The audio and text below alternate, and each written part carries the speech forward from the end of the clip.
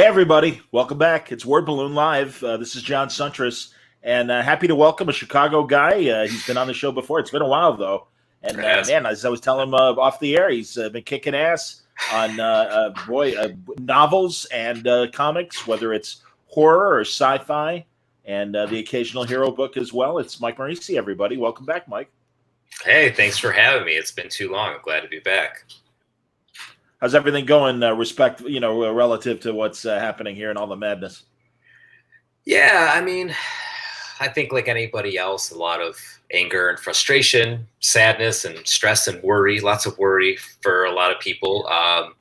But, I think it's compounded with already we've been enduring a pretty stressful, challenging time. So just doing the best I can to be helpful to people, be good for my kids, keep working and doing the things I feel like I need to do to be remain positive and good for as many people as I can.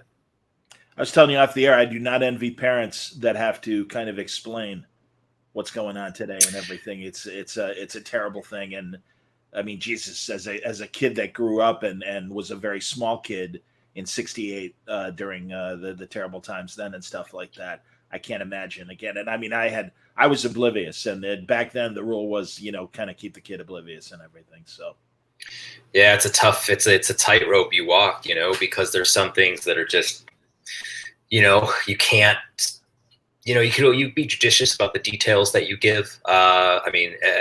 It's a marvel to me how much, I look at my kids, how much they've been through.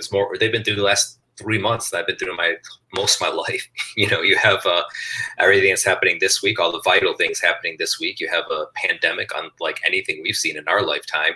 That's right. They don't go to school anymore. They don't see their friends. It's confusing. It's stressful. This is a challenging time that they don't even comprehend. So they're hit, I think, almost twice as hard than we are. So it's hard, man. It's hard for them. I feel for them. I mean, yeah, it's stressful as a parent. Homeschooling has been Sure, I don't even know what homeschooling is. I understand, man. I was teaching. Me and Celie were teaching remotely for Columbia this semester, half of the semester. So that's right. It's that's right. How was your class? How did that wind up? It was interesting. I mean, again, we did the best we could without having the close contact. And I mean, I was there for the kids if they needed to call me or whatever, email, text, or whatever, and they did. And we did the best we could. I mean, it was a unique situation. Yeah. And I wish that we had the full semester to be in contact and really like be person to person and really help them a little bit more directly. But again, you do the best you can. So anyway, well, it's a weird week, but honestly, I started broadcasting again last night because I'm like, people, we need a good distraction, and not to mitigate the problems of what's happening right now. But sometimes you need an escape from it, and sometimes you can't get away from it. So hopefully the people that are watching will enjoy our conversation about some really fun things, some great books that you've been making the last few months.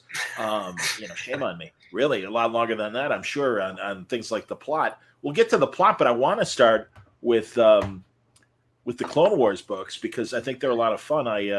Here's one of the alternate covers for Battle Tales. Yeah, it's a good one. That's a beautiful cover. I got several images that we can roll through while we're talking about it. So, was this postponed because of the shutdown for a while, or where's the status of Battle Lines? Yeah, it's funny because this has such a long history, but like it was originally be a weekly book, which, as you know. Weekly comic books are no joke. They are very, very challenging. Yeah. So we had it teed up. It was the first Wednesday in April was when issue 1 was supposed to come out, and then April was one of the months ahead. 5 Wednesdays in it. It's 5 issues, 5 Wednesdays. It was perfect. And then everything shut down either the Wednesday before or 2 Wednesdays before. I forget. But now issue 1 just came out 2 weeks ago, I believe. Okay, great. And now they're going monthly, which is good because, thankfully, very, very happily, the first issue came out. It sold out immediately. Their IDW is going to a second printing. We wouldn't be able to do that if it was a Yeah, thanks, man. Yeah, if it was a weekly book, we wouldn't be able to do that because that's just soaring out the gates every Wednesday. But now that we Right. have month to month, we can get the second printing out. People who didn't get a chance the first time, get the next opportunity. So it's pretty cool. It's, I guess, in a way, the delay, as much as it was sad. We were all excited, the artists, editors, everybody at IDW, Lucasfilm, but it was sad. But it kind of worked out nicely because now it gives us some breathing room and we get this new opportunity. So that's cool. Excellent. I'm gonna keep showing images and tell us a bit about the story. I love Yes. that. Yeah, that's great, Oming, man. He's so good. Was that Oming? Yeah. Oh, that's terrific. Oh, I didn't, shame on me, Mike. I didn't recognize that it was Oming. There we go. Hilarious. Yeah. I didn't even know he was doing it. They showed it to me. They're like, "Here's the wraparound from Oming." I was like, "I'm like, okay, yeah. Nice. Sure." Yeah. So it's basically 5 issues that centers around the early Clone Wars, like basically almost right after the film, kind of like before the Battle of Christophsis. So it's very early in the Clone Wars, which answers the question that most people ask me. I feel like everybody asks me, "Where's Ahsoka?" And the answer is she's not there yet. Okay. So I was happy to see. I'm a sucker for Commander Cody because I love the inside joke of naming him Commander Cody, and so that was. Wait, what's the inside joke of? What's the inside joke? Commander Cody was a character from the 50s, and from Rocket Men on the Moon, I believe was what it was called. Leonard Nimoy plays one of the aliens in it. It's one of the last cliffhangers of the 50s, and essentially the Rocketeer is kind of a homage to Commander Cody. There's a big similarity in Cliff's headgear to Commander Cody's. Oh yeah, do a Google search for Commander Cody's 1950s. And truly, if I were an artist, I would be doing retro Commander Cody stories today because I just think it's I love the whole aesthetic. I mean, are you a Star Trek person at all? Yeah, I love Trek. Yeah. Okay, Voyager. Captain Photon, the character that Tom Paris would play in the holodeck. I don't know if you ever watched Voyager much. Yeah. There's a lot of Commander Cody, and also a lot of those classic, clunky sci-fi movies from the 30s through the 50s and stuff. Flash Gordon and Buck Rogers and all that stuff. Oh, well, it makes sense. Lucas would very, very much know that. That's his bread and butter. Well, yeah, as you know, he was trying to get the rights to Flash Gordon, and it's like no, and it's like fine, I'll make my own thing and make billions of dollars. Yeah, way to go, George. Yeah, that worked out pretty well. Isn't that kind of the creator lesson in terms of? I mean, God, literally, even more recently, I was talking to Joe Casey about Ben 10, and that started as kind of a Dial H for Heroes sort of thing, but then became its own thing. And I mean, goddamn, 20 years later, they're still cranking out Ben 10 shit and making new toys and new shows. It was the last thing that they pitched too. They were in their, Man of Action. Those guys were doing their Cartoon Network pitch, and they had, I forget how many pitches they did. They ran through all of them. Cartoon Network wasn't very interested, and finally, anything else, they're like, this Ben 10 thing, and there it is. It was kind of like their improv this pitch, and it's a brilliant pitch. I mean, it's a brilliant concept, but it is a good lesson. It is a good lesson. I feel that's something that I need, that I try to, I guess, wisdom I try to impart on comic creators. I was just having a conversation with a young creator yesterday, or direct messaging on Twitter, where he was like, I really want to write Marvel DC. And I was like, oh, man, that's cool. That's great to have that ambition. There's nothing wrong with that. But the thing is, those jobs are so competitive, and there's not very many of them. Being honest, like, you can't let that closed door be the only door that you let close on you. That's the only thing. You get that or bust. You got to have open to do your own thing, to spread your wings and go here and there. Go to Dynamite, go to Boom, go wherever, and do other stuff, because not only is it creatively fulfilling, but like, you can also be professionally stymied if you're waiting for these two places. If Lucas had just sit around and waited for Flash Gordon rights, we'd have no Star Wars. I mean, so you have to kind of. There's nothing wrong with working for that established IP, but like, you can't. I've seen people sit around and wait for that for too long, and it really doesn't do them any good creatively or professionally. So you got to keep trying to do your thing and balance that out. Agreed. No, and believe it or not, there are creators that come to me and hey, I got a great Superman pitch. How do I get this to DC? I'm like, you don't.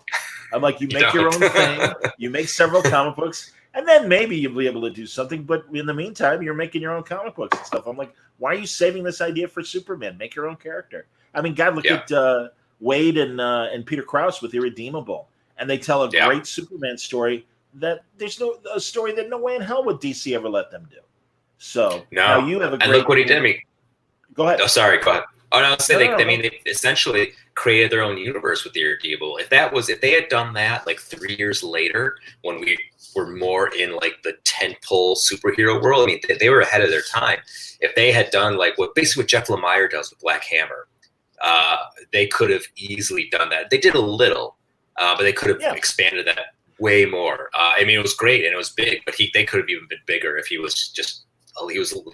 was a little too fast. Well, we'll see. I mean, again, I think it's a great story, and not only that, it wouldn't surprise me if a streamer would find it and adapt it the way that. I mean, look at The Boys, and then how great The Boys did on Amazon, and even Bendis's 2 seasons that they got in Oming of Powers, and Michael Madsen was kind of one of their Superman kind of ciphers and everything. Yeah, his character. So yeah, I mean, no, you never know. I mean, it's I really think that this is a fertile time still, where people appreciate good superhero stories, and there are good stories that you can tell without the confines of Marvel and DC. And if anything, you can go a lot more edgy, and I think that's what the streamers are looking for, is edgy. So yeah. I mean, it kind of breaks the mold. You can't do a Marvel. You can't compete with Marvel. Like if you're gonna do what they're doing, like let's do what Marvel does. Don't even bother. Like you just can't. No, and again, yeah. So the idea of a superhero is very wide, and I mean we've seen that in successful movies beyond the usual MCU formula. When you look at Logan, and you look from the extreme of Logan to the extreme of Deadpool. I mean that's the thing. It's like and there's so much room in between, and we keep seeing it. I mean, God, Umbrella Academy and The Boys and all these and all the great DC Universe streaming shows and stuff. I think I think it's a great time, and it was funny because I do remember about 7 years ago when people are like, "Are we at the oversaturation point? Do you think it's?" And it's like, no, I don't. I'm like, look at the Western. The Western went 70 years before people are like, let's take a little break, and still it wasn't more than like a 10-year break, and then Silverado and that movie came back and the Western came back. So it's they also made about 30 Westerns a week. Really at the height. Yeah, man. No, really. I mean, as I'm sure you know, Once Upon a Time in Hollywood kind of makes fun of that whole period. But my God, yeah, you're right. For like 10 years, there were literally, I mean, they're all on cable. They're all on the Western channels and stuff.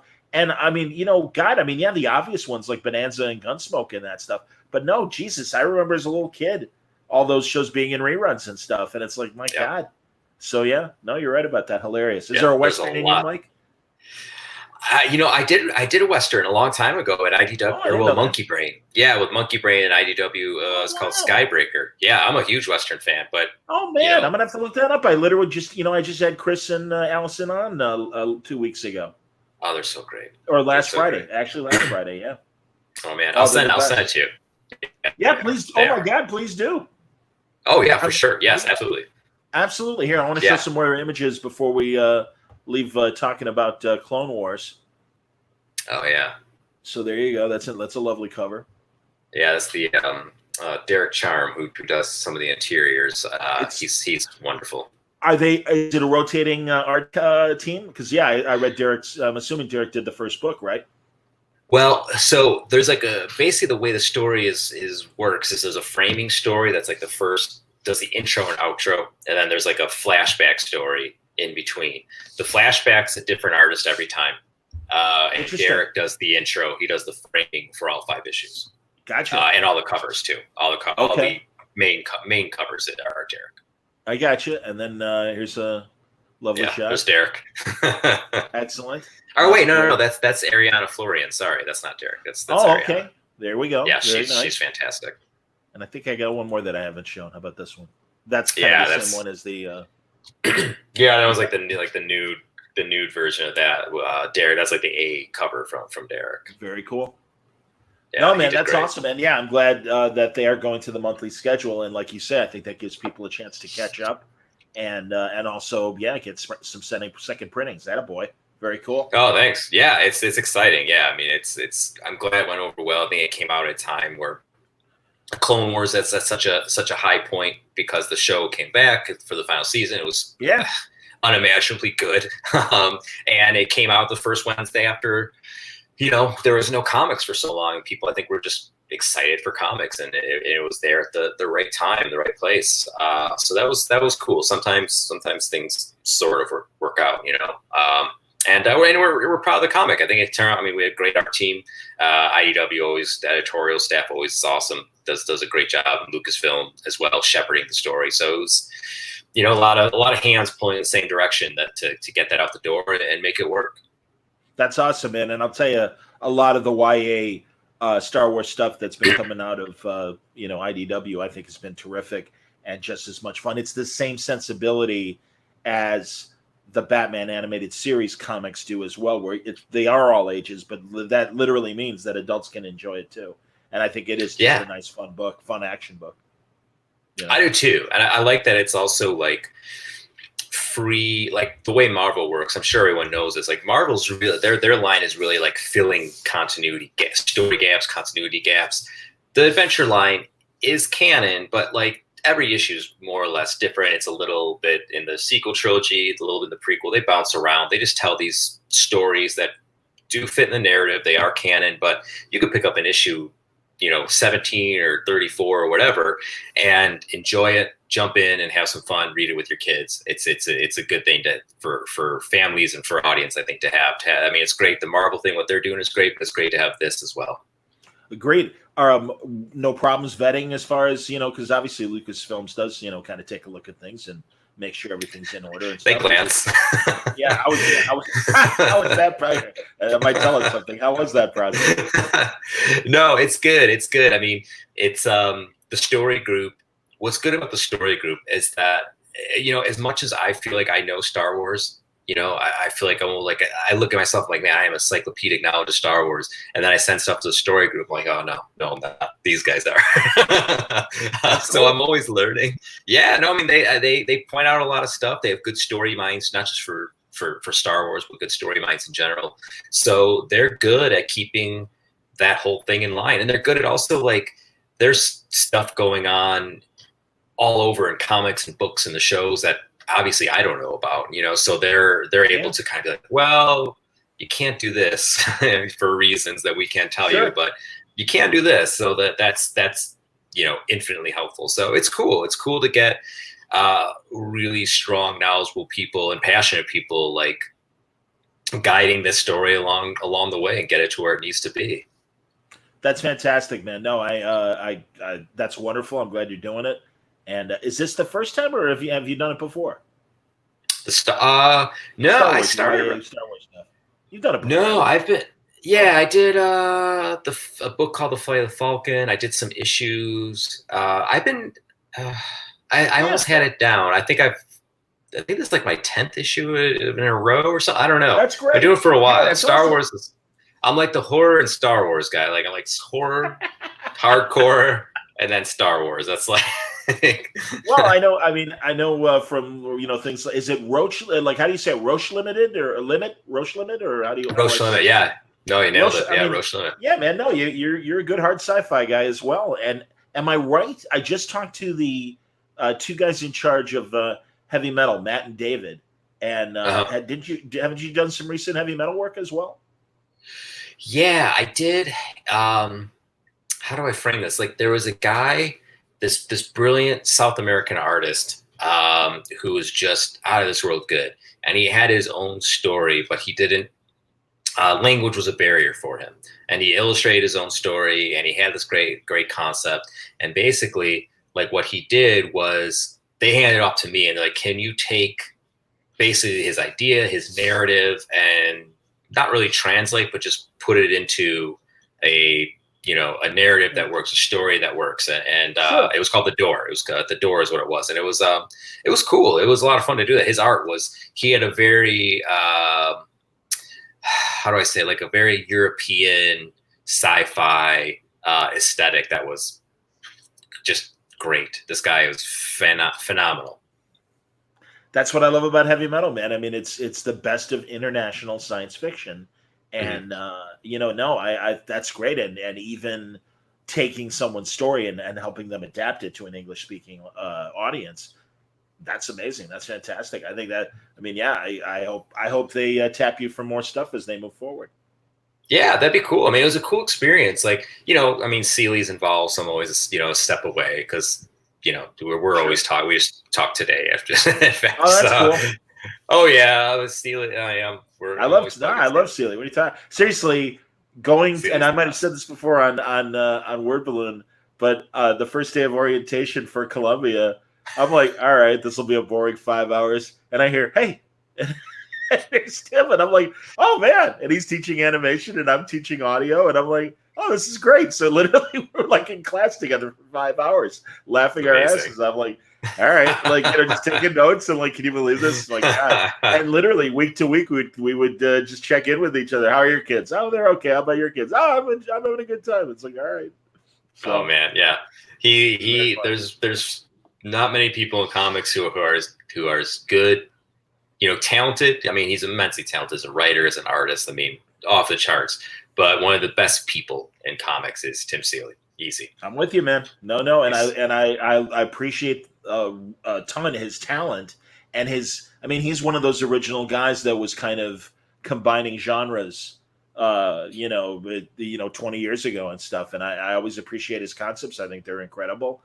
And yeah, he's really been a great guy to help writers and artists get their foot in the door and everything, and give them opportunities with Hack Slash. And what was the thing you and Steve, didn't you guys do? Hoax Hunters. I wouldn't be here without Tim. Like, open the door for me. That started in the back of Hack Slash when I moved to Image. I was we were the backup in his thing, and that became its own series that spun out of Hack Slash. But that's Tim, man. That's Tim giving us an opportunity, and he's done that. I can sit here and rattle off name after name after name, and these are all talented people, like that we know, that we share in common. Who, it's hard to say they wouldn't have made it without Tim, but Tim was a tremendous help. Yeah, and he didn't have to be, and he helps all these people just because that's what Tim does. Absolutely, man. No, I agree, and again, I value his friendship, and I love that he comes back to Word Balloon, and a lot of times he brings his collaborators with her, like with him, like Sarah Beatty the other couple months ago. We talked. I know, it was hilarious. She's hilarious. I know, she's insane, and I was so glad because I could appreciate, like, I don't know this guy. Do I really want to do this? And I'm really glad she's like, no, you'll have a good time. And she seemed to, and he said that's the report I got back was, oh, she had fun. I'm like, good, very good. So yeah, she doesn't do many shows or anything like that. So that was a rare one that when she went on, I remember that one because she doesn't do it very often. She is hilarious. Like I said, I think she's hilarious as well, and it was incredibly kind of her to show up. Well, back to current projects. Hey man, well done on the Dick Grayson YA book, Lost Carnival. There's the cover. And man, it was seriously great story. Oh, thank you, man. Beautiful art, and I mean, it has.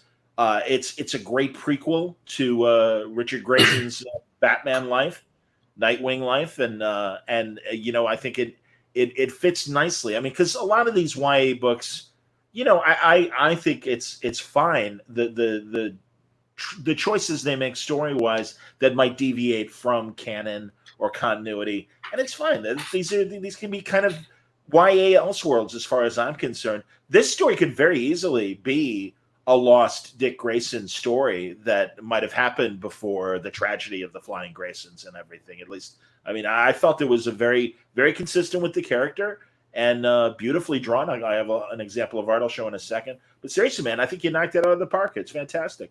Oh, thanks, man. I mean, he's one of my favorite. I'm a huge Teen Titans fan. The Wolfman Perez is one of my pillars of my comic book life. I just having a chance to do that was awesome. I love Dick Grayson. I love Nightwing. And him as Robin as well. So it was cool, man. I went into it with a focus on exactly what you're talking about. You know, there are other authors who did those books, who just took them as like kind of more remove them from the universe. And you could say this book is removed from the universe because, like, you know, if you want to, like, you know, nitpick, Dick is too old in Lost Carnival. His parents should have already, you know, spoiler alert, died. But like, but you know, that's, you know, I don't think that's such a big deal. But like, the goal that I had in mind was like, I wanted this to feel like a Dick Grayson book. I want this to be a Dick Grayson story that feels true to his character, true to his experiences, and true to him. And so many people like us love everything about him, and it was nice to be able to do this thing that we've never really seen before, and coupling that with, like, you know, doing a good romance story, like a mystery, like a kind of Brigadoon kind of thing that we have going on. Absolutely. Which was actually Dan's idea. I didn't even really think about it. Dan's like, this is Brigadoon, and I was like, what?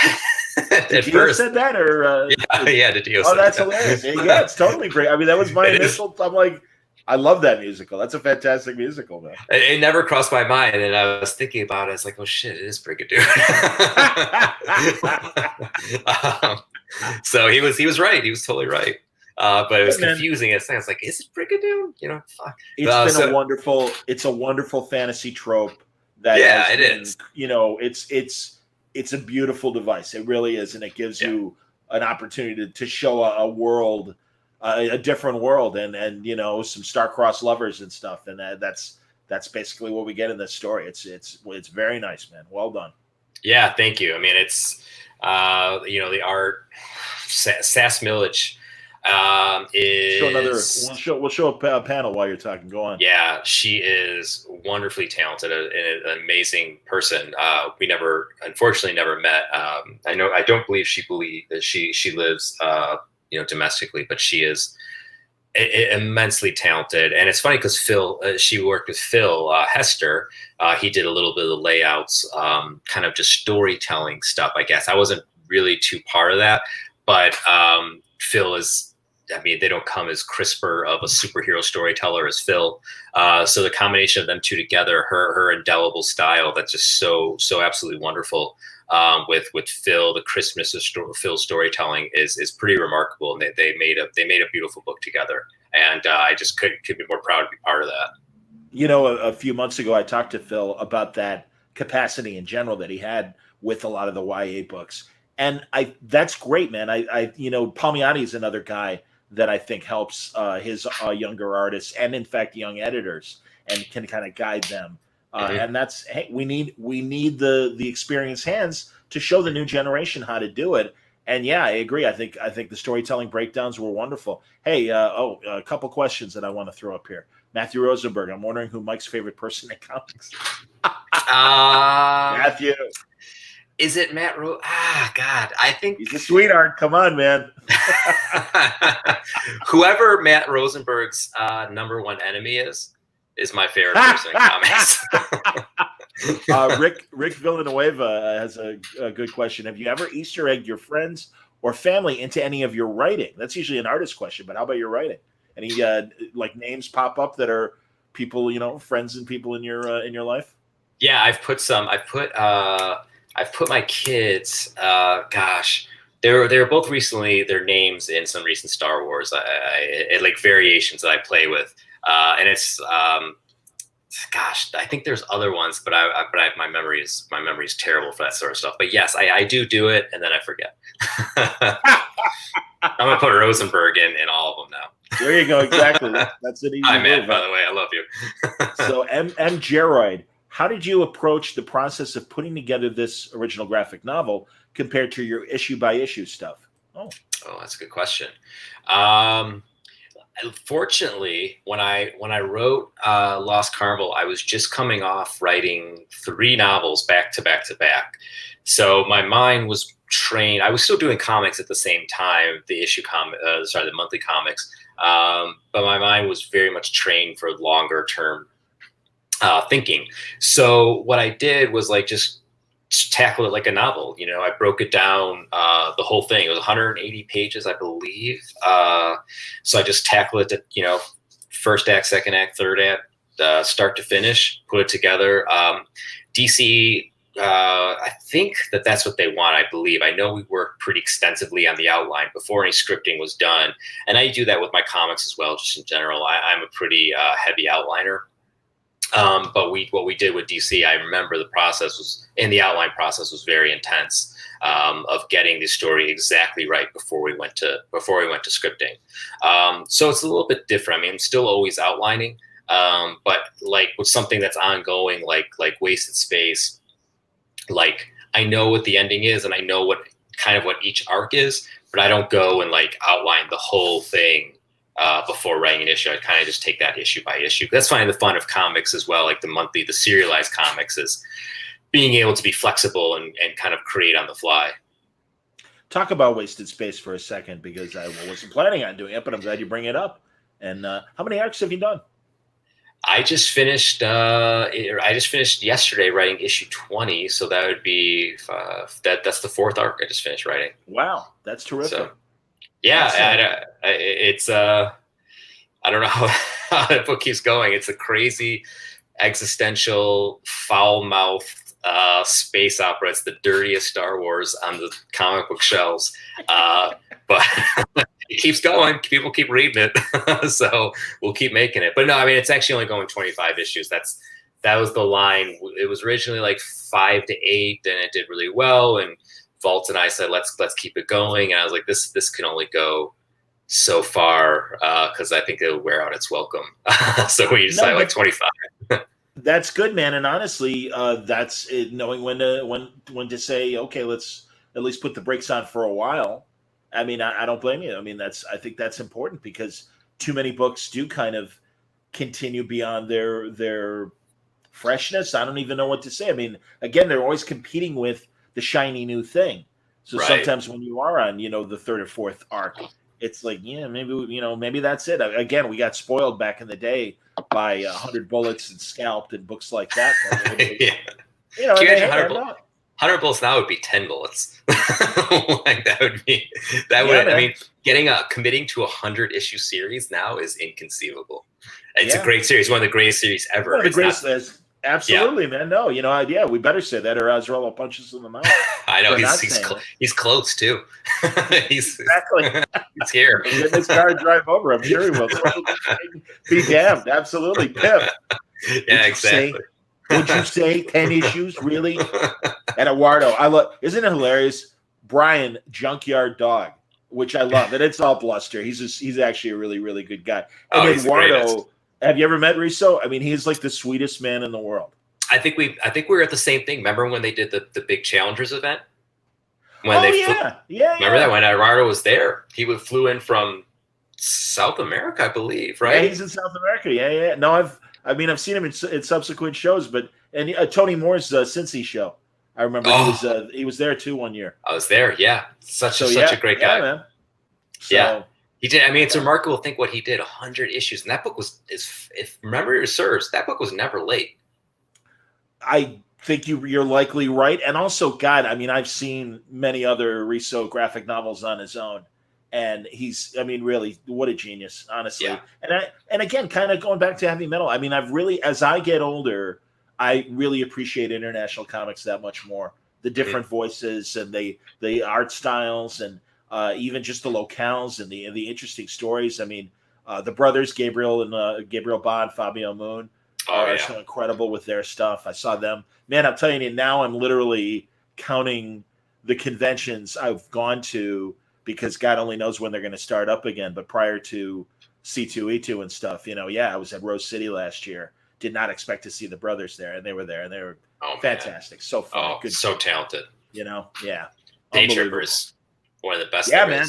Jesus Christ, absolutely. So, and I forget the other one that they did that was kind of their historic piece about Argentina, like maybe 19th century Argentina. But I love that book. That's when they came on Word Balloon, and it was so cute. I think it was Fabio's like, have we done your show? I'm like, yeah, actually, like 5 years ago, man. I go, but seriously, come back. I go, I'd love to have you guys back on. They're like, all right, when we come up with something new, we'll call you. I'm like, all right, good. Oh, man, yes. Oh, I love them. Seriously. I mean, really, ever since Casanova. Great stuff. And, yeah. We mentioned Umbrella Academy streaming stuff. I mean, that's right, of course. Yes, indeed. That's style. Jimmy from Comic Works says, hey. Jimmy, it's a pleasure. Thank you for coming in. Yeah, thank you. Jimmy always pops in on my Word Balloon Lives. I appreciate that. Nice. And what else can we say about Last Carnival? I mean, my God, again, like you said, this is a great combination of romance and adventure and magic and fantasy and a bit of Brigadoon in there as well. But I mean, again, I say it in the best way. Honestly, Mike, it's not don't take it like, oh, Jesus, all right, I know. Sorry. No, it's all Dan. He was right. That's cool. Really, these young adult DC books in general, I think, have just been amazing. I talked to Isaac Goodhart about the Catwoman book that he drew. Yeah. And, even the recent Batman book that it was, I don't know why it was controversial. It's a YA book. Everybody can just relax. But I thought it was kind of Gotham Academy kind of feel to it, where everybody was in high school together. And they made Bruce Wayne Asian. It's like, he's a millionaire. Who cares? It's one book where he was Asian, guys. Yeah. There is a trillion Batman issues where he's white.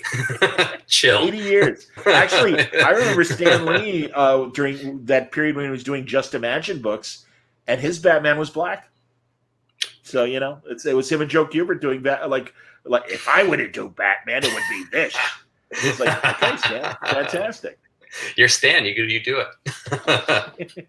Exactly, man. Oh my gosh, man. Well, let's talk about the plot, because obviously that's congratulations, man. That's a hell of a book, man.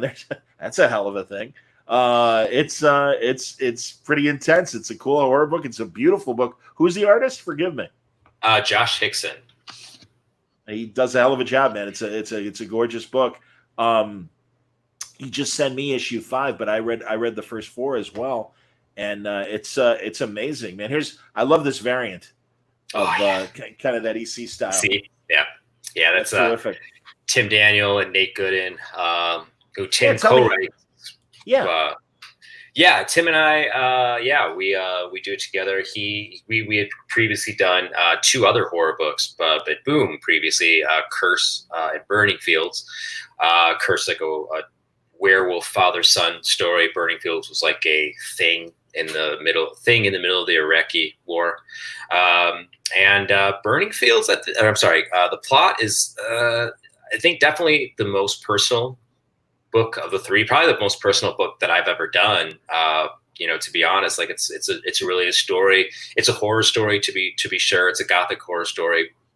It's really, at its core, it's about family, and it's about mental illness and the things that you get passed down from generation to generation. And it's a little bit about grief, and it's truly, I think, horrifying, because, at least to me, like, it feels so real and so raw. And not to bring this thing down, but it's a heavy book. Plot is a heavy book, and I love it for that. I love it for what it is trying to do, and we're lucky that people have responded kindly to the things that we're doing and trying to do. Now, the 5th issue starts I don't know. It's one long story, right? Because I read the trade, and that was the first 4 issues. Mm-hmm. And then issue 5, we start really with a kind of a flashback in issue 5. Am I right? Yeah, issue 5 is going to be something. That is, it's hard to pick a favorite. I do love issue 5, and I think it's very different and very, very like kind of an unusual take. But we wanted to show a series that's so steeped in, like, family history and the past. That's such a big leaving such a big impression on the future. We want to show, okay, well, what did happen in the past? And this is people have talked to us a lot about, wanting to know more about the mystery and what happened. And issue 5 is here it comes, because you're going to learn a lot about what the crazy things that happened in the 17th century to the Blaine family. Yeah, a lot of, and again, it all takes place in Maine. So it is that kind of, Salem kind of witch period and everything. Oh, look, there's Rick Villanueva is back, and I think this is a bit of a self-serving question, Rick, but I'm going to let you do it anyway. Why? Why is your favorite series The Plot, and why is your favorite podcast, Mike, Tumbling Saber? Because they're both awesome. Yeah, I was going to say that. Is that obviously Rick's podcast, I'm assuming? That is. I've been a guest. It's a great Star Wars podcast. It's awesome. I love it. Rick is one of the hosts. Rick's another local guy. LaGrange. No kidding. Yeah, he's out here in LaGrange. Oh, very nice. Yeah. So that's awesome, man. Rick, I don't know if I've met you. If I haven't, I didn't remember, I apologize. So that's cool. Yeah, that's good dude. Oh, and here, hold on. Jimmy's back with a point. Oh, he had Lost Carnival in his hands today. He didn't pull the trigger, even though it's inexpensive compared to other books. Now I feel like I should have. Plus, the cover's amazing. I can't recommend it enough, Jimmy. And again, that is the great thing I think about these YA books. They are good, meaty reads. They are reasonably priced, and they're good stories. $15. Yeah, they're $15. I think, like I said, I think it's 180, maybe 160, but $15 for a 160-page trade is pretty good. Oh, that's nice. Good. Yeah, you guys should. I hope so, Rick. That'd be great. He says we'll like one day. Yeah, put good people together. Absolutely. Well, again, when we're able to be a community again in person, and we get to go to events, it'll happen. Yeah, no kidding. Although this is a shitty temporary period. I mean, I really believe that. I do too. It was nice. I don't know if you saw. We were both fans of Challengers. They had their first in-store customer either yesterday or the day before, which was a nice sign. Oh, that's great. Oh, that's good. Yeah, I know. Yeah, always wishing the best for Pat and Dale. Two of the best stores in the city, and no, they know how to run a great store and bring together a great community. And like you said, they're two of the best retailers, certainly in Chicago, and they've won the Spirit of whatever it's called, the Big Eisner Award for stores. I can't remember the name of it right now. The Spirit of Destiny, I'll say. Yes. Who's going to Emerald City this year? No, I was at Rose City, Jimmy, last year, and got to see a lot of the West Coast creators that I don't normally see. I missed San Diego last year, so I'm really glad I went to Rose City. And God, I can't remember. I did not go to New York this last year because I was still recovering from my stupid infection, my leg infection, which I'm fine. I'm healed. But yeah, and then I made it to C2E2. So thank God, and Mike, you were there, I'm assuming. I was there. Yeah, I was. I was insanely sick. I don't think sick, but I was there for like 2 hours and utterly miserable the entire time. Oh my God. Oh wow. Because no, I mean, obviously it was close enough if for people who may not remember the timing, but it was the last weekend in February, and everyone was paranoid and wearing gloves and staying maintaining a bit of distance and not shaking hands. But yeah, it was, and then literally that entire week after the show, Tom King and I were on the phone or texting each other like, man, I'm run down. How about you? It's like, I'm really run down. And it wasn't until Friday that we snapped back, and it's like, I don't think I have this thing that they're talking about, but maybe. I don't know. I'm not well. I'm clearly not well. And it was just concrete. It was just normal concrete. But compacted by like being, I'm sure, really stressed, man. That was a scary time. Because that was the time we're still like, what is going on? Right. Well, yeah. And it was like, David Mack, I was talking to him. He had just been in Italy, and he was just like, yikes. And I'm like, yeah, I understand, man. No, it truly was like amazingly weird. And then, as I say, on that Monday, I'm driving to teach at Columbia that morning, and I hear on WBBM radio, McCormick Place will be canceling its future events with the worry of the coronavirus. I'm like, kill off the nerds. That's fine. I'm worried about the nerds, man. Let's kill 90,000 nerds. No problem. We're always getting it, man. We're expendable. We are very, very expendable. So, really, I mean, Mike, you mentioned your novels that you've done in the past. How many have you done in total now? 3, just 3. Okay. Yeah, I'm working slowly on another one, but I've just been, thankfully, gratefully busy with comics. Between stuff I do at Vault with Wasted Space and The Plot, and Star Wars kept me really busy. it's been pretty intense with comics, which again I'm thrilled for. It's a awesome. good problem to have. So I'm gonna get back to that. It's a priority for me, but like right now, just having fun writing some comics. That's true, man. Now Jimmy's got a question for me about teaching. Yes, I taught this semester at Columbia. It's in Chicago. Exactly, it is downtown. It's right there in the Loop. Absolutely. And yeah, a lot of alums came from Columbia that are in the business. Fraction, I didn't know Fraction went there. Fraction went to Columbia. Fraction went to Columbia, and then Huh. Art Balthazar, of course. Art, yeah, And good old Art. yeah, absolutely. And I right now I'm blanking, but a lot of, I mean, it's a great media school. I mean, a lot of television and film and animation people did go there and come back. And if they don't teach there, I mean, it's all taught by professionals. And that's why they asked me to do audio, because of my work in radio production. That makes total sense. Yeah, no, it's very cool, man. So yeah. Oh, hey. Oh, this is cool. Congrats on the movie thing, Mike. I'm available for cameos. There you go. Tell me about what's in development for you. There's not like, I haven't been able to make an official announcement, but like I was able to tease a little bit on Twitter. But I sold a movie. I don't know. Yeah, it's like, this is like a month or two ago. I sold it and I was hired to write. Yeah. Oh, thanks, man. Yeah. I actually just turned in the first draft of the script. It's not a comic adaptation. It's a movie idea that I had and was able to get to the right hands and got hired to write the script. So I just finished writing the first draft, which is super crazy and surreal to me still to write a film. But it was cool. It was awesome. It was great to be able to get that, to sell a movie. It's a horror film based on the pitch. And the producers were like, you go and run and write it and we'll see what we can do. So that was pretty great. And thank you for the congrats, Rick. I appreciate it. And hopefully we see that movie.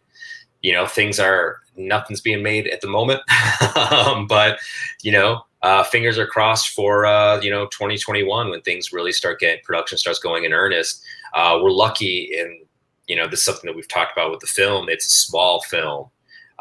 In this sense, it's a very small cast, takes place in only a few locations. So the odds, I feel, and from every solid conversation I'm having, are pretty good that this thing will get made. And you never know, but we're as good in a position as any, and that's pretty good. Isn't it interesting? Before the pandemic, the big success story has been Blumhouse in the movie business and making these really smart, low budget films, but they are incredible movies. They are getting the right filmmakers, and they're doing well. I mean, goddamn, I loved Invisible Man. I loved Brightburn. I think they're really a smart company, and I really do appreciate their eye and stuff like that. And I just think in general, I mean, this is, but Tim and I have talked about this many times as well, that the real moneymakers have really for forever in Hollywood have been the horror films. Yep. I mean, that's pretty interesting. And I love the evolution of the horror film when you go back to The Silence and the old Universal films, and then Hammer in the 50s, and just the weird stuff that came out in the 60s and into the Italian stuff of the 70s. And the crazy stuff from the 80s and 90s. And here we are now in the 2000s with interesting ideas. Yeah. I mean, look, I could talk about horror all night, but look, you could trace the history of horror. Much of the history of horror aligns directly to the history of our country, from like coming out of World War I and the monstrosities of that led to the Universal monster era. We moved out of that into the basically more or less the nuclear era. Then you have the threats, the Blob, Plan 9 from Outer Space, which is kind of sci-fi, but there's also some horror stuff of just giant creature feature, right? You go into the 70s, which is you're getting a little bit like serial killer horror, which transforms into slasher horror, where it's like the killer is not from outer space, the killer is in your neighborhood and could be anybody, which is a reflection of serial killers and then the birth of all that Summer of Sam stuff of the 70s and 80s. The home invasion paranoia. Home invasion. Calls coming from the house. Yeah. Yeah. I mean, if you really look at horror, you really see how intertwined it is to this country and how absolute, perfect reflection it is for the world in general, and that's what horror does so well. I don't know about that. Unless he's All talking right, about you. I don't know who Mike Moreno is. I think he means me, and I'll say All I right, will. I will definitely write the Mummy reboot. I'm in. I'll write an awesome Mummy reboot. Isn't it interesting that Universal really what a weird misfire when they try to, do the Mummy movie with Cruise and everything. I don't know. Yeah. I don't know, man. Something, I'm biased. My personal favorite horror is the Universal stuff, and I just love the way that went from the early 30s to the end of the 40s and stuff, and the way it all changed. And I mean, I'm just as fascinated by Ghost of Frankenstein and House of Frankenstein and Frankenstein Meets the Wolfman as I am, the first two. So Brian Frankenstein. I always find that shit interesting. Yeah, Brian Frankenstein's one of the best horror movies ever made. Oh, yeah. Oh no, that's James Whale. I mean, yeah, and it's funny. It's funny. It's sad. Yeah. I mean, it's a beautiful. I mean, everything about. I agree with you. Bride is beautiful. But then the Hammer movies as well. Like, I don't know I don't know how you recapture the. I mean, are you able to tell a modern Frankenstein movie using the classic Karloff, Jack? I forget the makeup man that did the original, Jack Pierce. Can you use the Jack Pierce makeup aesthetic and do a modern story? Because I really think when they stray from the original designs, then it's a crapshoot. And I understand, and you can. I mean, De Niro's Frankenstein is very interesting. It is, but I also don't think it's necessarily iconic. I mean, and that's the thing. Don't you? I mean, I don't know your thoughts on whether you need that iconic touchstone, or I mean, again, do you just? I mean, The Invisible Man certainly became its own movie, the Blumhouse version, obviously. Yeah, really successful too. I mean, absolutely. I personally am on the. I believe in iconography is important in any visual. Comics and movies. So like stripping away that visual iconography, it's really hard to replace it with. What do you replace it with? So it's going to be interesting. The news this week that Gosling is making the new Wolfman movie, and we've had different werewolf movies, not many over the past couple of years. There was the Del Toro, Anthony Hopkins one, I believe. Yeah, that was kind of the direct lift from the classic Universal one. Yeah, I liked Mike Nichols, Jack Nicholson movie Wolf with James Spader. Yeah, that was pretty good. Pfeiffer. I really enjoyed that one. That was a good one. Yeah, and of course American Werewolf in London, classic. Yeah, Howling. I mean, in the Howling is a great one, and that's the thing, man. I mean, so there you can, and I think because the werewolf idea is kind of something more natural and doesn't have to be a total lift from Chaney Jr. doing it and stuff. Right. But yeah, and also I think you can get away with Dracula. And in fact, I'm really intrigued. I don't know if you heard, I had Alex DeCampi on recently, and she's got a book coming out called Dracula Motherfucker. And it's from it's set in 70s LA, and it's from the women victims' point of view, although they're not victims, but they were seduced by Dracula. And ironically, not a beautiful Dracula, an ugly Dracula that has power. And she's like, it's almost kind of a Weinstein idea of kind of a monster, or just how men in power are sometimes able to use that, role that they have, or power, again, the power that they have, and not the greatest looking guys are sometimes able to get women, and some certainly in disgusting ways like Harvey. But again, that's I think why the Dracula thing is kind of interesting. But yeah, it's not, my point is not a pretty Dracula, so I think it's going to be interesting. But yeah, I don't know. Like I said, with Frankenstein, I really think it's that Jack Pierce square head, bolts in the neck sort of kind of classic look that made it the indelible character that we love.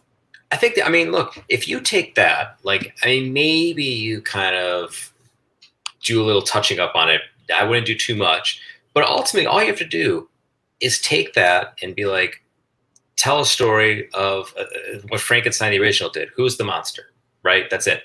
Is it the mobs going after him with the pitchforks and the fire, or is it the thing? Is it Frankenstein's monster? Which is this? which is a great, I mean, talk about a movie for our times. And you can maintain that aesthetic, maintain that iconography, and tell that story, tell that message. I mean, you've got a great movie on your hands. Just do it the right way. Did you ever watch the 80s? Remember The Bride with Sting and Jennifer Beals? I like that movie. David Rappaport. You ever see it? No. What's it? It's called The Bride? It's called The Bride, and it is a spin on the original Frankenstein story and The Bride of Frankenstein. Okay. And actually, you'd appreciate it based on your Grayson story because it's Brigadoon. No, the monster ends up becoming a strongman at the Carnival, and he looks a lot more human than the classic look. But yes, Sting is Dr. Frankenstein, and he creates the bride, and the bride is Jessica Biel, and very beautiful and very human looking and stuff. And it's an interesting movie. And David Rappaport, the little person, that was such a great, he's in Time Bandits and a million things from the 80s. Yeah. Sadly, he killed himself, but he was a wonderful actor, and he plays a little person that befriends the Frankenstein monster. And it's really, honestly, I like it. I don't know what Seeley's. Ask Tim. Tim's a better judge than me. That sucks shit, dude. I'll find it out. First of all, I'm going to find this movie. Second of all, I will ask Tim. There you go. Here, Rick has a good comment. There've always been deep political messages to horror movies. They've always been a reflection of the times in which they're written. Absolutely, Rick. You're 100% right. I've seen people like, horror is not political. I'm like, what? What horror movies have you watched? Like Night of the Living Dead? Night of the Living Dead. You're going to tell me that movie is not political? Like, and the original Dawn of the Dead as well. Yeah, no, I agree with you on all of that. And it's just like science fiction. I mean, I was just talking. I forget who I was talking to about Serling's amazing interview that he did before the Twilight Zone with Mike Wallace, and it's from the late 58, 59. And he's like, "You're going to do fantasy and science fiction? Isn't that kind of a step away from the hard-hitting, controversial stuff that you were doing?" And he's like, "No, it's not a step away." Because I think this is going to give me the opportunity to tell the same kind of stories I have been telling in the cloak of fantasy and sci-fi. And yeah, man, no, I think, again, these are the great things. We are the monsters, as you said earlier about the villagers with the pitchforks and stuff in some ways. Not a reflection of as far as the demonstrations of today. I don't want that misconstrued because there's a lot of misconstruing going on right now, and I certainly don't want people to think that. So yeah. Here we go. Who's agreeing with Ali? Is agreeing with me. Thank you, Ali. I agree. It was a good movie. Thank you, man. I thought so. The Bride, I'm assuming he's talking about. That's hilarious. Oh, no, that's interesting. Jimmy liked the Benicio del Toro Hopkins Wolfman. It's good. It was a little long. It was just long. Like it. I think it was like 2.5 hours or so. It was long. It was okay. Yeah, again, the Van Helsing movie. Where with Hugh Jackman and the monsters. I'm the only one who likes that. I'm the only person who likes that movie. It's so stupid.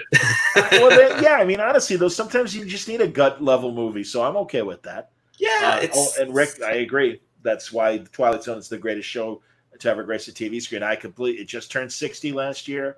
I had the pleasure to talk to Straczynski about the 80s Twilight Zone and his involvement in that. Oh, and, we talked last summer about that. It was pretty cool. And I was hoping to talk to Marty, my dear friend Marty Pasco, about it because he was a story editor on that 80s Twilight Zone as well. Oh, man.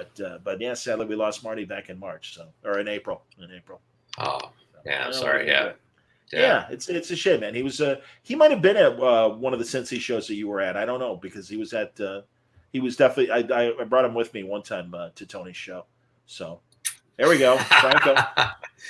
You're right, Franco. It was super campy and silly, like the end where Frankenstein, who's he? It's like Van Helsing's assistant, and Van Helsing's like, "But I have to kill you," and Frankenstein's like, "But I want to live." It's so terrible, but it's also amazing. He's got one more. What else is Franco saying here? Almost like League of Extreme. Yeah, there you go, but better. Yeah, I agree with that. It is, but better. Yeah. So isn't that crazy, man? And God, that director must have really done a job because James Robinson, wrote the League of Extraordinary Gentlemen script, and I know he's a great writer. So I'm blaming the director, and also the crappy things that we heard about his encounters with Connery. He couldn't get along with Connery. And hell, that's what pushed Connery to retire. I'm sick of this crap. Yeah. It's like, oh man, really? Or yeah, that was the last one that he made. I was like, well, maybe there was one more. It's like, no, I think that was it. League of Extraordinary Gentlemen. Alan Quartermain Broken. That's your last. That's yeah, your exactly. last movie. Come on. Exactly. Rick, favorite Twilight Zone episode, by the way. I have one. What about you, Mike? What's your favorite? I want to say it's called The Masks. The Masks. Is it called The Masks? It's the one where they go to the dinner party. Yep.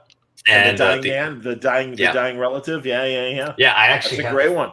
The figure. I don't know if anyone can see. It's like over my shoulder. I have the figure. I'll zoom in and see if we can make it a little bit better there. There we go. Yeah, right over my shoulder. That's from that episode. The thing that's framed right there, or no, it's like just over to this side on the shelf. Like if you go right. Oh, okay. There he is, right there. Yeah. I'm with you. All right, very cool.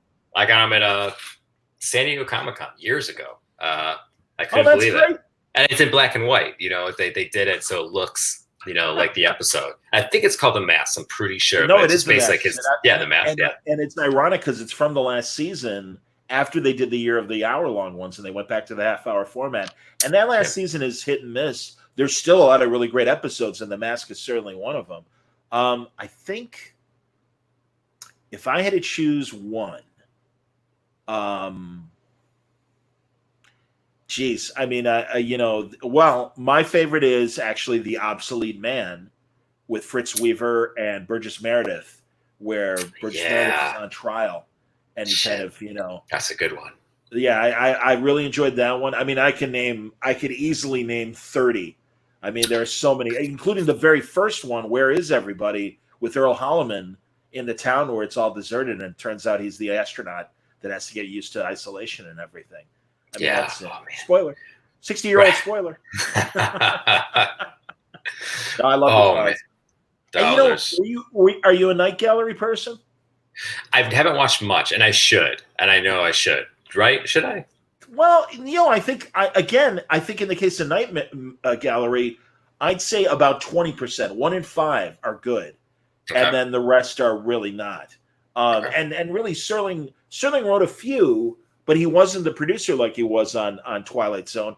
And as you probably know, not only was he the producer, but he was basically the story editor and rewrote a lot of the ones, to make it really fit the format of Twilight Zone in the case of that. So yeah, he really was just almost the host and the occasional writer on Night Gallery. But there is some interesting ones. There are some.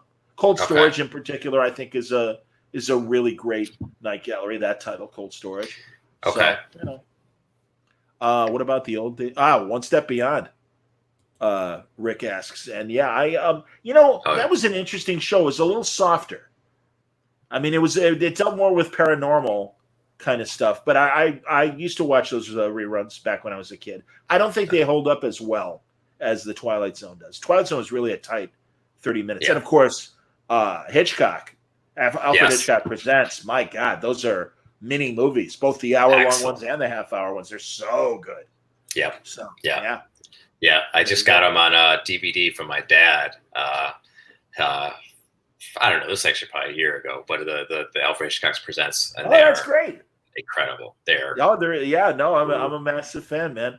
All right, what else have we got here? Let's see. Now, I don't know about what is this? You Are Not Alone. I grew up in Valley. There we go. I didn't know that this show would result in so many Van Helsing fans coming. I want a reboot of League of Extraordinary Gentlemen, but like an HBO or Prime TV show. Michael, get on it, my man. Okay, very good. Excellent. Yeah, that would be awesome. And now I did like Tales from the Dark Side from the 80s. I did like that anthology show. I thought that was pretty good. The movie's awesome. Good. The movie's great. Well, yeah, sure. That's true too. Absolutely. Wait, I always get confused. That's the Tales from the Dark Side is the Lithgow plane one, right? That's Tales from the Dark Side. The movie that was Twilight Zone. That was Twilight Zone. Yeah, that's in the Twilight Zone movie where they redo A Nightmare at 10,000 Feet. Okay. Shatner, which was the Shatner episode and another classic Twilight Zone. Yeah. And Lithgow does it in the movie, and it's great in the movie. It's much funnier in the movie, but it's still a very good adaptation. Okay, here's trivia, which I don't know the answer to. Sure. How many episodes of the Twilight Zone was Shatner in? I want to say 4. I was gonna say 3. Well, Shatner was in Nick of Time, Right. which is the little fortune machine in the The diner, jukebox thing. Yeah. right? And Yeah. then he was in Nightmare at 10,000 Feet. What was maybe it was only 3. What was the third one that you? What am I forgetting? What's the third one? Wait, what is the third one? Oh shit! Now, wait. There's a jukebox one. There's Nightmare. Oh, now I'm forgetting. Yeah, Nightmare at 10,000 Feet. Maybe it was only those 2. He did a Great Outer Limits, where he's an astronaut that comes back to Earth and has some sort of alien virus that's changing him, and that's a really great. That's an Outer Limits. Yeah, maybe it was only 2. I know Jack Klugman did 4. Jack Klugman did an hour-long one. He did the submarine one where they're repeating history and everything, and they get a signal and they don't realize it's them while they're underwater and stuff and already dead. Another spoiler. And then there was in praise of Pip, where he was the father whose son is serving. I mean, it's amazing and just a coincidence that Serling picked Vietnam, where his son was serving, and he's in like a hall of mirrors, and Billy Mummy plays a young version of his son, not realizing that the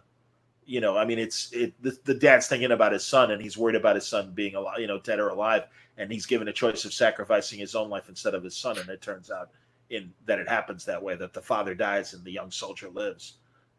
It's a great story. And then here's actually another one of my favorites, and it's set in Chicago, Twilight Zone. Game of Pool, him and Jonathan Winters. And it's I don't know if I've seen that. That's a great one. It's very much like The Hustler in that Klugman is a local pool shark, and they're like, yeah, you're great, but you never would have beat, the great whatever, and that's played by Jonathan Winters. And it's a very straight role for Jonathan Winters. It takes place in a Chicago pool hall. So that's the third one. And the fourth one is called Young Man with a Horn, and he's a jazz trumpet player, and he runs into John Anderson, who is Gabriel, the angel, and is like thinking about killing himself, and Gabriel talks him out of it and stuff. There was, that reminds me, there was a great, and this lasted, the Twilight Zone from the 90s only lasted like a couple of weeks. I think Forrest Whitaker was the host. Do you remember this? Oh, yeah. Oh, no, absolutely. UPN. It was on UPN. It was on UPN. There was a great episode with Jason Alexander played Death. Do you remember that? And I think it was like a hospital doctor or nurse, something like that. Like he wished that like death, people would stop dying, and then everyone's caught in this constant hell of suffering. Basically, yes. It was the burden of being death. That was a great episode. Reminds me of the one you described. That was a really good. There wasn't many good ones from that '90s iteration, but that was one. Oh, David, hey man. Yep. How you doing? There we go. Very nice. And also, yeah, okay, yeah. And Franco says it was Nick of Time and Nightmare. It's 10,000 feet, but it might have been 20,000 feet for Lithgow. And also, Rick thought you might be thinking of Creepshow as far as movies. Creepshow 1, the Lithgow one was definitely not. No, that was definitely no. All right, so yeah, if you're Rick, actually no, it was definitely the Twilight Zone movie with the Lithgow Nightmare at 10,000 feet. That definitely was the case. Okay. I'm seeing comments. Oh yeah. Yeah. Okay. Yeah. Once again, Rick also confirms. Rick, so Shatner was 2. Okay, so Nick of Time and Nightmare. Okay. Yeah, and that I'm a massive fan of. I forget if there were only 2. I think there were only 2 seasons of the original Outer Limits, and God, there's some amazing stuff in there. I mean, there's a great Martin Landau one where he plays an alien that's takes on human form. My personal favorite, and I mean, really, especially compared to the horrible Will Smith I, Robot movie, the Outer Limits twice did I, Robot in the 50s, black and white, where Nimoy played a young reporter and Howard Da Silva played the great lawyer that defends the robot that is accused of murder. And it's a great courtroom story.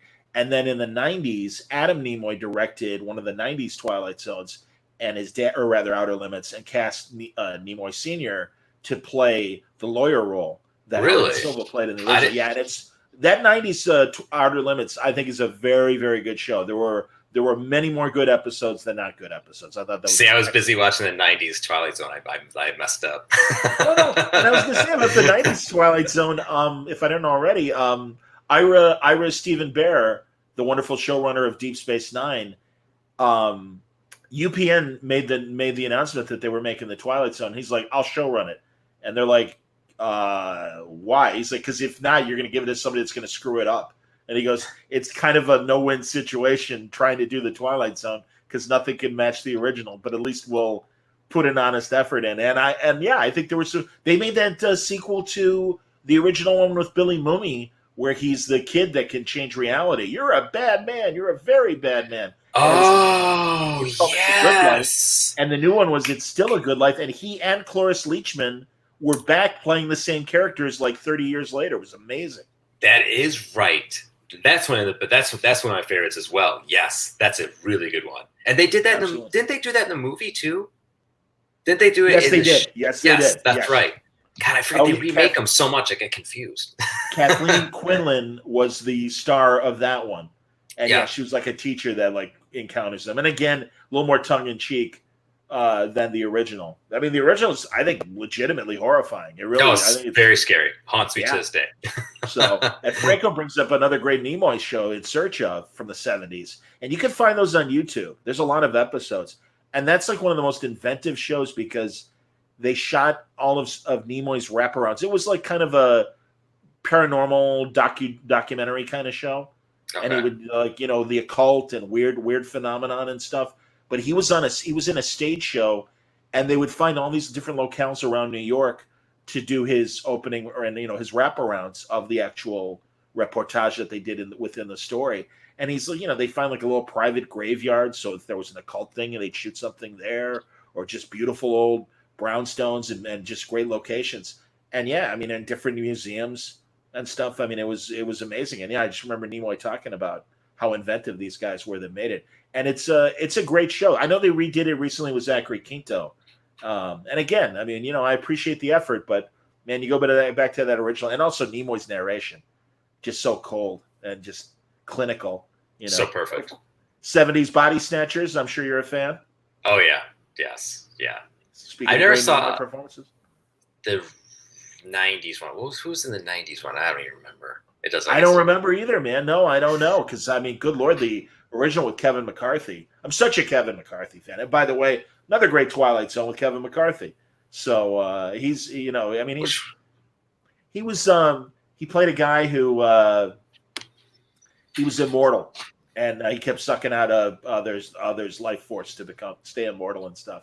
And at the end of the show, he loses and dies. So I keep spoiling all these. It's a cookbook. The Surf Man. So what else, Mike? I don't know. This has been great. I've appreciated the hangout, and I think we're doing pretty good, man. I think we are. I'm having a blast, man. This is great. One final comment from Jimmy. You know what? The only non-political horror movie I can think of is Killer Clowns from Outer Space. I love that movie. That's a fantastic movie. It's maybe Tucker and Dale vs. Evil. I don't know. I can't think of any political thing in that. Other than it's hilarious. That's awesome, man. Very funny. Hey, Mike, continued success. I'm really excited for Battle Lines in the Clone Wars coming out monthly now, instead of weekly. So the next issue will be obviously in June, in a couple weeks. Yeah, the end of June. Whatever the last Wednesday, or June 24th, maybe, which wouldn't be the last Wednesday, but June 20th. Yeah, that sounds right. Yeah, no, that is the last, because we only got 30 days. It'd be July 1st. So maybe there you go. 24th of July 1st then. Okay. There you go. Excellent. Yeah. And of course, Dick Grayson, The Lost Carnival, an outstanding YA DC book that I think if you're a Dick Grayson fan, you will absolutely enjoy. And it's very consistent with the character, and as you say, probably from a timeline standpoint, he should be a little younger. But I kind of like teenage. I like teenage Grayson doing this. It's really consistent with the character, and I think people really appreciate seeing this kind of like. Well, it's just like I love reading young Clark Kent stories. So really, I mean, it's like I used to my favorite '70s Superman backup series was The Private Life of Clark Kent. Totally plainclothes Superman stories, and I absolutely Bob Rozakis was one of the guys who used to write those. I love them. I thought they were really, really interesting.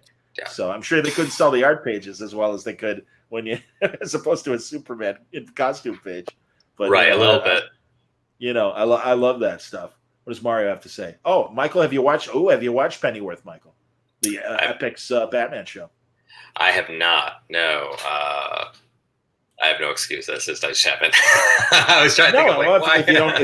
If you don't have Epix, that's a good excuse. I guess Mario. Epix. I don't have any cable. It's fun. It's a great. I don't recognize our Alfred in Batman universe in this story, but that said, it is 50 years in the past, so you could see possibly this being. There's always that hint that Alfred was an SAS agent when he was younger. I mean, and that goes back even to the 70s. But yeah, I agree with Mario. It is a great series, and it's a lot of fun, and it's a great swinging London spy crime series. And Martha and Bruce are in it. Martha Wayne and Thomas Wayne are in it. Well, it's funny because when it came out, it was kind of a joke. It had literally been parodied in the Teen Titans movie, like the Alfred origin story. It was like a joke. And then this actually happened. But then I heard, like you've said, John, and I think like Mario's saying too, I've heard from everybody who I know who's seen it that it's really, really good. So I should watch it. I just haven't gotten there yet. But everything I've been working for Amazon because it's only $10 to get the season on Amazon. And all right. I really enjoyed it. So I have to agree with Mario on that. That's a problem. But yeah, it's $10. It's a great series. Deal. There you go, $10. Yeah, cheap. Exactly. So, dude, we can, like I said, we can wrap right now if you like. I mean, unless there was anything else you wanted to talk about. No. I mean, I'm glad to be here and catching up with you and talking Twilight Zone. I think that's the highlight of this week, definitely. I mean, I'm just anybody who is supporting my stuff and is out there. I just want to say how much I appreciate you and I'm grateful. And just thanks for letting me do what I do, and thanks for listening, and for me and John hanging out and BSing about the Twilight Zone. Yeah, man. No, well, clearly I can go on forever talking about the Twilight Zone. I love it. I gotta do a rewatch, man. It's on Netflix. It's all there. Absolutely, man. There, and I think it's on CBS All Access because I have that terrible streaming thing just for Star Trek, and I shake my fist at the screen every week.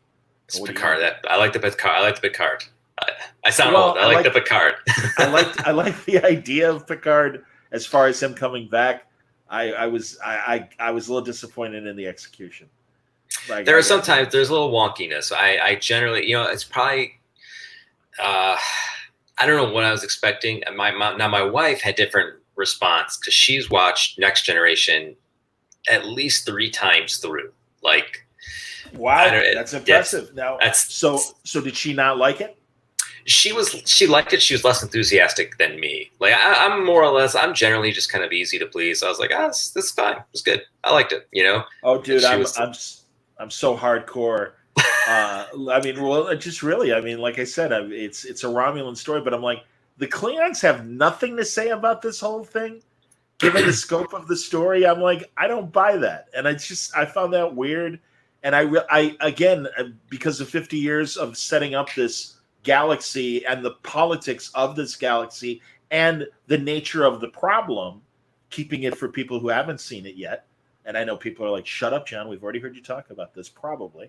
But I just am like, it was too small in its scope where you didn't even get like any sort of exposition of, well, the Klingons are certainly against it or whatever. And I'm like, I don't buy it. And also, man, there have been a couple post-show criticisms of the show that cast Picard as a white colonialist.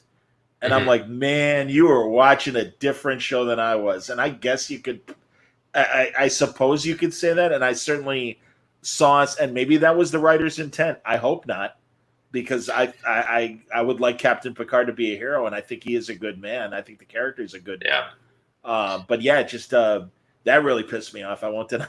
Well, you know what you gotta do is oh man, I always confuse. I was thinking Fraction worked on that show. He did not. It's Michael Chabon. But I know, and it bums me out because I love Honestly, I love Michael Chabon as a writer. So do I. I love his short stories. I love his novels. They're Me too. incredible. And I just, everything he thinks about Star Trek, I have a complete 180-degree opposing view. And honestly, he doesn't need to talk to me because he's hearing it from fans like me. And that's the thing, man. I don't want to be a hater. I don't want to be a troll. But I can't deny it. It's like, I'm sorry, I disagree. And I disagree with the way they wrote Discovery. If this Captain Pike series happens, I'll feel better once we know that production is underway and that they're actually making the show. But they're claiming that they're going to make it more episodic and a more positive show. I mean, that's the thing. It's like Star Trek's not a downer, man. Star Trek's a show about hope. Yeah. And I really think that trying to make it in the image of today, they lost the hope. And I'm really, Picard, there's a whole, of course, there's a speech that I make that will change the course of events. But it's like, man, I'll tell you, it just seemed very flimsy and really kind of hokey, given the nature of what they were all dealing with and stuff. That's just my more than 2 cents. No, there's a lot going on in the show, and I know I've seen that response. And I guess my only thing was I wasn't watching. It was one of those things where I wasn't watching that deeply. And I'd come off of watching some of what's the other All Access show? The other Trek. The other Star Trek show, Discovery. Yeah, which I didn't really care for that one. Then I watched Discovery. I was like, oh, I watched Picard, and I was like, oh, okay, this is good. And I thought Picard started really well and interesting, especially the first episode. I thought was fantastic, and was really excited by it. But yeah, I don't know. I heard that there were rewrites, and it just, I don't know if they hung on to episodes and just rewrote things as they went along. But it felt like plot lines were abandoned, and it didn't all fit together for me. Yeah, I don't know. And again, a lot of writers that I respect in comics and otherwise loved it, absolutely loved it. And I'm like, we were watching 2 different shows, so and that's okay. God bless everyone who loves it. I would never try to change anyone's mind. But yeah, Franco knows. I mean, I was doing an episode by episode review. And really, I felt myself getting just more frustrated. Like, well, that doesn't make sense. And what happened with this? And again, I don't want to spoil. There's 10 episodes everyone can listen to on Word Balloon. If you're not already sick of hearing me talk about Star Trek, which I can certainly appreciate. So, there you go. All right, Mike. Yes. Yeah. Hey, seriously, thanks for coming on. Continued success. You're doing great. Good luck with the movie. I can't wait to hear about it when it's in production and everything, and you can talk more about it. Please come back. And good luck with the plot and Battle Lines, Clone Wars, and again, Lost Carnival, a great Dick Grayson story that people should not miss. Oh, well, thank you. And good. Same to you. I'm glad to see you doing so well. Glad to catch up. And man, I can't wait till the next time we talk. It's always a lot of fun. I appreciate it, man. There you go. Mike Moreci, everybody. Thank you very much for coming on. And thank you. And Rick, thanks a lot for chiming in. Mario, thank you for chiming in. Jimmy, Franco, and the like, all of you that have been watching and enjoying Word Balloon Live. I'll be back with more live broadcasts next week. I'm doing a couple pre-recorded shows to wrap up the week otherwise. And we might try and squeeze in an podcast with Art and Franco and Scoot, Skokie, Spidey, and Mike, and we'll see if we're able to do that. But until next time, thanks as always for watching. Be well, stay happy, stay